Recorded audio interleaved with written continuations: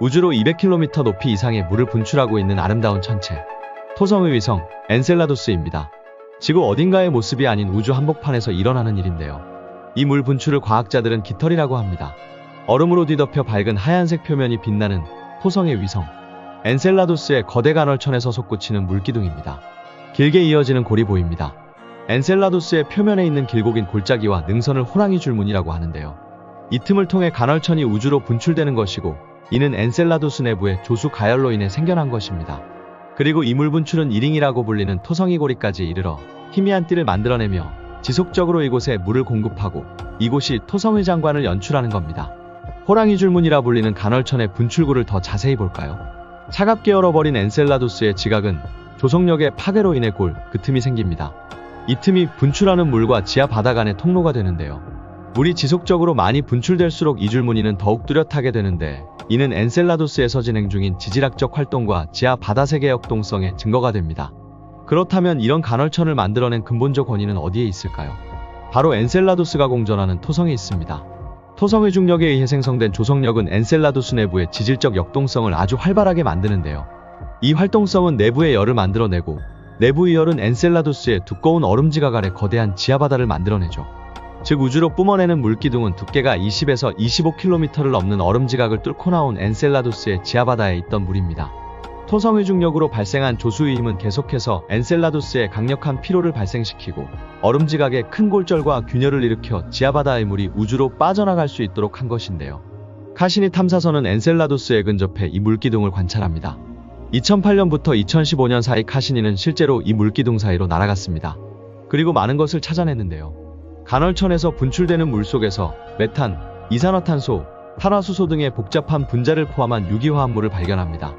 유기분자는 생명체의 구성요소이며 아마도 엔셀라두스의 지하바다 어딘가에 생명체가 있을 수 있다는 가능성을 남겨두었죠. 심지어 지구의 바다와 매우 비슷한 짠맛을 가지고 있다고 하는데요. 엔셀라두스와 토성 사이의 조석 상호작용으로 인해 생성된 내부열은 지하세계를 액체 상태로 유지케 할 것이라 믿어집니다. 이 조석 가열은 해저에서 열수 활동으로 이어지게 할 수도 있습니다. 지구에도 열수 분출구 주변에 거대한 생태계가 존재하고 그곳에 생명체가 존재한다는 사실을 아시나요? 그래서 아마 이곳 엔셀라두스에서도 생명체가 존재하지 않을까 하고 생각하게 되는 것입니다. 액체 상태의 물과 유기분자, 그리고 열수 활동은 미생물의 생명을 유지할 수 있는 잠재적인 에너지원이 되는데요. 지구의 특정 극지동물들이 열수 분출구의 극단적 환경에서 번성하는데, 이 상황이 엔셀라두스에서도 일어날 수 있는 것이죠. 만약 생명체가 엔셀라두스의 지하바다에 존재한다면 그것은 지구에서 발견되는 극한성 생물들과 비슷한 자연적 미생물일 수 있습니다. 이것들은 고압과 저온 그리고 용해된 광물을 가진 지하바다의 특정한 조건들에 적응된 단순한 단세포 생물들일 수 있죠. 엔셀라두스의 지하바다 온도는 정확히 알 수 없는데요. 하지만 과학자들은 엔셀라두스의 표면 온도가 영하 200도 이하이며, 이 표면 아래 지하바다의 온도가 대략 영하 20도에서 영하 40도일 가능성이 크다고 하죠. 물에 용해된 소금과 다른 화합물이 존재한다면 어느 점은 더욱 낮아질 수 있습니다. 태양부터의 엄청난 거리에도 불구하고 토성과 엔셀라두스만의 조석작용, 조석열은 이러한 지하바다를 만들어 생명체 번식의 가능성을 만들어낸다고 하는데요. 지구의 바다와는 많이 다른 것입니다. 지구는 그 표면의 71%가 바다죠. 기후를 조절하고 생태계를 지원하며 날씨에도 상당한 영향을 미치는데요. 그래서 지구의 바다는 생명의 다양성을 제공합니다. 미세 플랑크톤부터 큰 해양 포유동물까지 존재하죠. 그리고 지구 바다의 열원은 태양입니다. 태양 복사로 인해 따뜻하게 가열되는데요. 앞서 말씀드린 것처럼 엔셀라두스 바다의 열은 토성과의 조석 활동으로부터 비롯된 것입니다. 아마도 엔셀라두스가 지구처럼 태양과 가까웠다면 엔셀라두스도 하나의 지구가 되었을 수도 있을까요? 육지가 없는 바다로만 이루어진 바다 행성이 되어 있을 수도 있습니다. 사실 초기 지구가 엔셀라두스와 같은 위성과 유사점이 많다는 이론이 있습니다. 약 45억 년 전 우리 행성이 형성되는 초기 단계 동안 지구는 극심한 지질학적 활동, 소행성과 해성의 폭격, 그리고 높은 온도와 화산 활동을 포함한 극단적인 조건들을 경험했는데요. 엔셀라두스와 마찬가지로 초기 지구도 생성 과정에서 발생한 열 때문에 표면이 뜨겁고 녹았을 가능성이 높습니다. 시간이 흐르고 행성이 냉각되면서 대기가 형성되었고 수증기가 응축되면서 바다가 형성된 것인데요.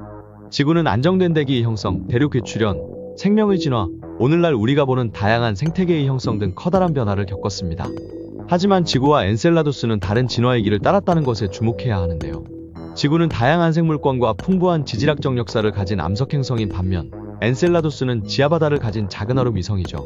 크기와 구성 그리고 대기의 존재에 있어서의 차이들은 엄청나게 다른 환경과 진화로 이끌었는데요.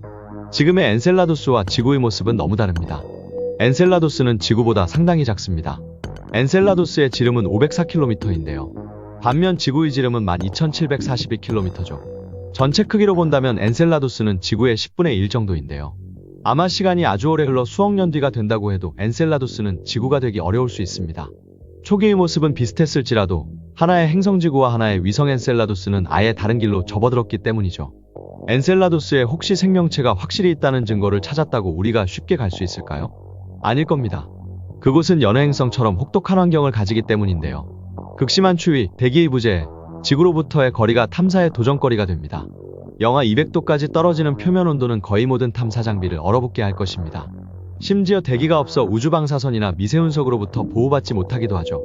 숨 쉴 수 있는 대기가 부족해 생명유지 장치가 필요할 것입니다. 엔셀라두스는 지구로부터 약 12억 킬로미터 떨어져 있는데요. 그곳까지 가야 하는 여정도 만만치 않죠. 더 큰 어려움은 지하바다 세계로 들어가기 위해 두꺼운 얼음을 뚫어야 한다는 것인데요. 그 두께만 수십 킬로미터에 달하기에 웬만한 드릴로 수위를 뚫어도 부족할 것입니다. 또 그 바다의 해양 생태계에 영향을 끼치지 않기 위한 철저한 무균 상태 유지 노력이 필요할 것입니다. 엔셀라두스는 그 모습과 특징 그리고 생명체의 존재 가능성을 두고 지금까지 많은 사람들을 매료시켜 왔습니다. 나사의 행성과학자 크리스 맥케이 박사는 엔셀라두스를 지켜보며 이것은 액체물과 유기분자 그리고 열 공급원을 가지고 있다. 생명체가 존재하기에 더 나은 장소를 상상하는 것은 어렵다라고 말했는데요. 더 나은 장소를 상상하기 어렵다는 것은 그만큼 엔셀라두스의 생명체 존재 가능성이 아주 높다는 것입니다. 과연 엔셀라두스에는 정말 생명체가 존재하는 것일까요? 과연 생명체가 존재한다면 어떤 모습을 하고 있을까요? 여러분은 어떻게 생각하시나요? 지금 어떤 상상을 하고 계신가요?